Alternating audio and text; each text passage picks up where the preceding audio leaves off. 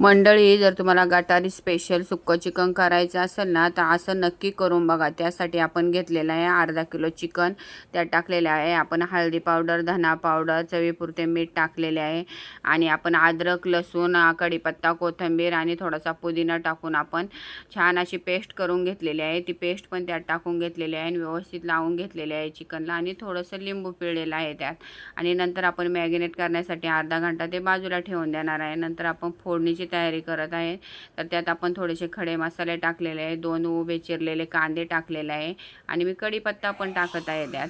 आणि नंतर आपण कांदा व्यवस्थित फ्राय करून घेणार आहे. नंतर फ्राय झाल्यानंतर आपण थोडे बेसिक मसाले त्यात टाकून घेणार आहे. लाल मसाला, चिकन मसाला, लाल काश्मीरी मिरची पावडर पण टाकलेली आहे, हळदी पावडर टाकलेली आहे, थोडीशी धना पावडर आणि नंतर आपण ते चिकन मॅरिनेट केलेलं त्यात मिक्स करून घेणार आहेत.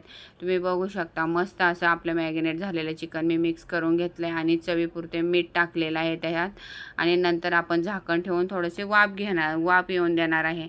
आणि वाफ आले बघा, तुम्ही बघू शकता चिकन आपलं थोडं छान असं वाफलेलं आहे. नंतर आपण टाकणार आहे अख्खा लसूणच्या पाकळ्या त्यात आणि 2 उभ्या चिरलेल्या मिरच्या टाकणार आहे. थोडंसं गरम पाणी टाकणार आहे. गरम पाणी टाकल्याने आपलं चिकन छान मऊ शिजणार आहे. तुम्ही बघू शकता एकदम मस्त असं चिकन आपलं शिजलेलं आहे. रेसिपी एक नंबर होती. आवडली तर लाईक, शेअर आणि सबस्क्राईब.